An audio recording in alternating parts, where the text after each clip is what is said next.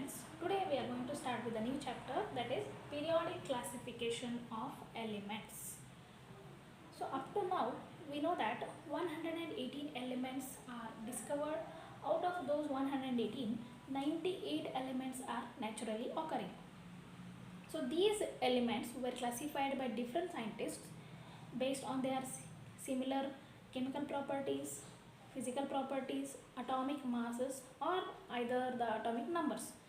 Out of those classifications, we are going to study some of the classifications given by some of the scientists in this chapter. Out of those, the first one is the Doberiners classification. Doberiners, we call it as Doberiners law of triads. Doberiners law of triads.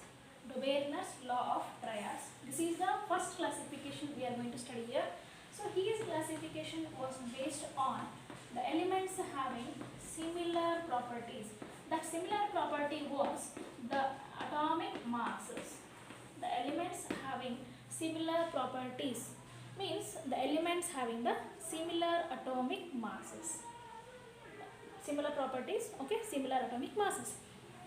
He classified the elements into a group of three. Call them as triads. Triads means three. Group of three elements is called as triads. How these triads were arranged is the atomic mass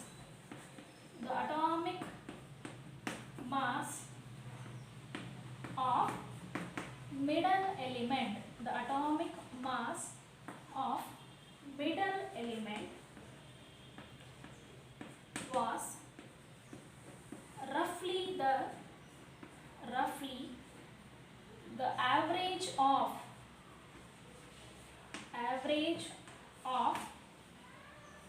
atomic masses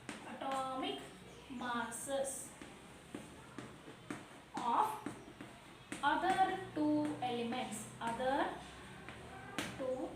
elements. This is how the triads were made. Say for example, lithium having atomic mass 6.9. Lithium having the atomic mass 6.9. Second one is sodium having atomic mass 23.0. and another one is potassium. It is having the atomic mass 39.0. When you add the atomic masses of lithium and potassium, the average of the atomic masses of the lithium and potassium was roughly equal to atomic mass of the sodium. So this is called a triad, a group of three elements. Okay, this is how the classification was made by Doberiner. He classified the elements based on their similar properties. He grouped the elements into three, called them as triads.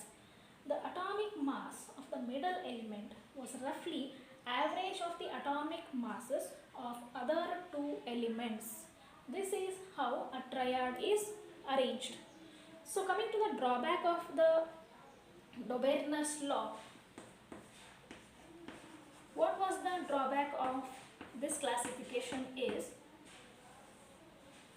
from the elements known at this time, he could obtain only three triads. He could get only three triads. Not all the elements which were known at that time could be arranged in the form of triads. So this classification was discarded. This classification was not valid. This is one of the main drawback of the Doberiner's law of triads, right? So this is all about the Doberiner's law of triads and the drawbacks of the Doberiner's law of triads.